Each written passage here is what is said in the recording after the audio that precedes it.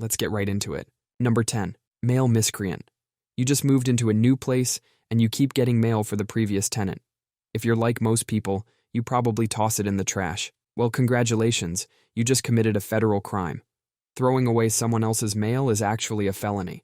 It doesn't matter if it's junk mail, a magazine, or what looks like spam. If it's not addressed to you, tossing it out could land you in federal prison for up to 5 years. Even opening it to see if it's important is illegal. The moment you open mail that isn't addressed to you, you've committed mail theft. The law doesn't care about your good intentions. It's like breaking into someone's house to clean it, still breaking and entering, even if you had the best intentions. The solution is simple. Write, return to sender, no longer at address, and put it back in your mailbox. If you're still getting lots of mail for previous residents, talk to your mail carrier. They can put a note in their system about who actually lives at your address. Number 9.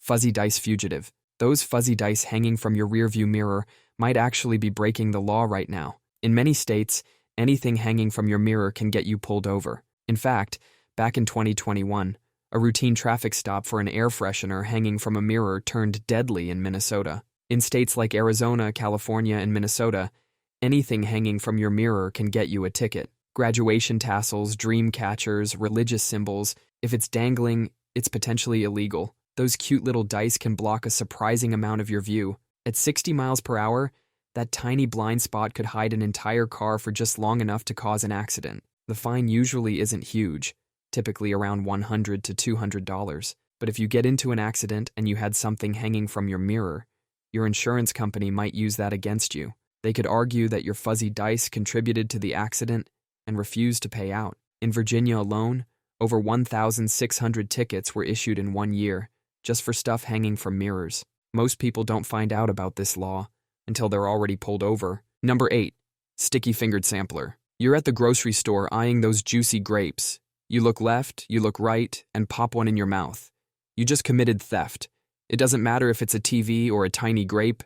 Taking something without paying is theft. If every shopper ate just 2 grapes per visit, a typical grocery store could lose thousands of dollars worth of grapes each year. That's a lot of money, just in stolen grapes. Most stores won't actually stop you or call the cops over a grape. It would cost them more in bad PR than the grapes are worth. The most bizarre part is stores factor sampling shrinkage into their pricing. When you buy grapes, you're paying extra to cover all the grapes other people ate. Number 7. Wi-Fi pilferer. You're sitting at home, your internet is down, and you notice your neighbor's Wi-Fi isn't password protected. By connecting to it, you've just broken federal law under the Computer Fraud and Abuse Act. This law was created in the 1980s when people thought hackers were evil wizards who could launch nuclear missiles by typing really fast. The penalties are intense. Up to a year in prison for your first offense. You could do more time for borrowing Wi-Fi than some people do for actual theft. Even if your neighbor's network is completely unsecured, it's still illegal to use it. It's like finding someone's house unlocked. Just because they forgot to lock up doesn't mean you can walk in and watch their TV. In California, they can charge you with a felony under Penal Code 502. Imagine explaining at your job interview that you became a convicted felon because you needed to check Instagram. Here's the key distinction. For it to be a crime, you have to knowingly and intentionally access the network. Most phones automatically connect to networks they've used before. So if you've purposefully connected in the past, your phone might be secretly reconnecting every time you're in range, potentially putting you in a legal gray area. Number 6. Jaywalking Renegade. Back in the early 1900s, streets were basically a free-for-all. Kids played in them, people crossed wherever they wanted, and cars were seen as the intruders. Then the car companies launched their master plan. They invented the term jaywalking, where jay was old-timey slang for idiot. They were literally calling people idiots for walking in their own streets.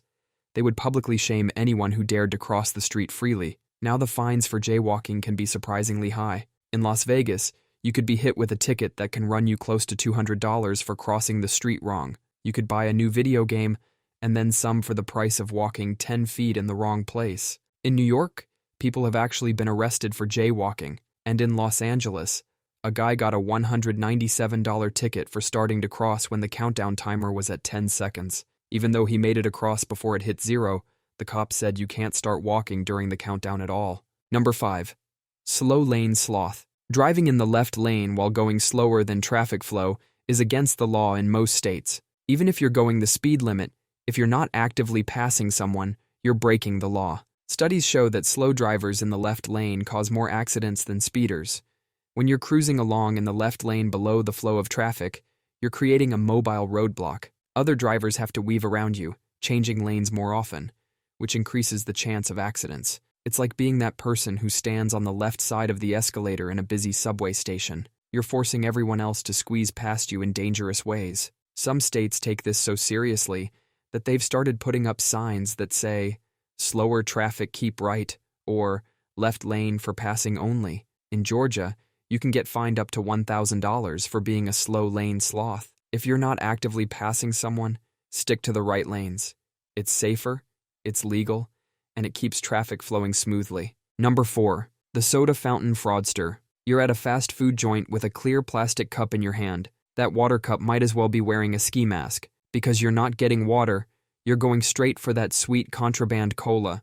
You just committed theft. Yeah, actual theft. That 40 cents worth of soda you just stole is legally the same as shoplifting any other item. The only difference is the amount of money involved. This tiny act of rebellion is so common that some restaurants lose thousands of dollars a year to soda thieves. Some places have gotten so fed up they've started putting their soda fountains behind the counter. Psychologists have studied why we do this. Our brains are really good at making excuses for small crimes. We tell ourselves things like, "They're already making enough money," or "Everyone does it." In 2012, a Florida man got 60 days in jail for repeatedly using a water cup for soda. Critically, he was a repeat offender with a long history of theft, which is why the penalty was so severe. So while you probably won't get jail time, you are still breaking the law. Number 3. Honking Hooligan. Using your car horn for anything other than warning about immediate danger is actually illegal. Think about it. How many times have you honked to say hello to a friend, tell someone the light turned green, express your rage at that guy who cut you off? Each of those friendly toots could technically get you a ticket. The law says your horn is strictly for emergency warnings only. It's like having a tiny siren on your car. You wouldn't blast a police siren just to say hi to someone. In New York City alone, illegal honking fines can go up to $350. Number 2.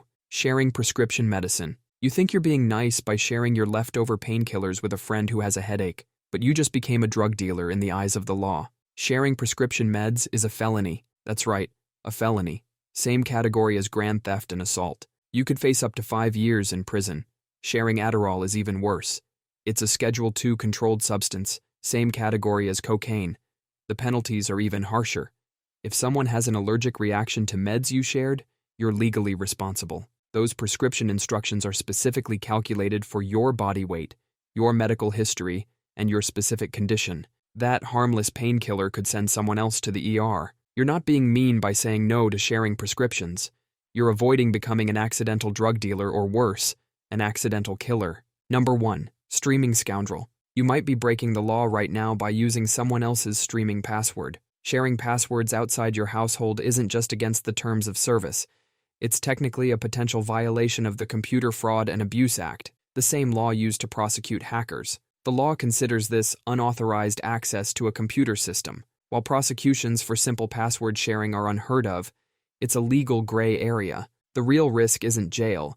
It's violating the civil contract you have with the streaming service. Password sharing costs streaming services about $25 billion a year. Companies raise their prices to make up for these losses. So even if you're playing by the rules, you're paying extra because other people aren't.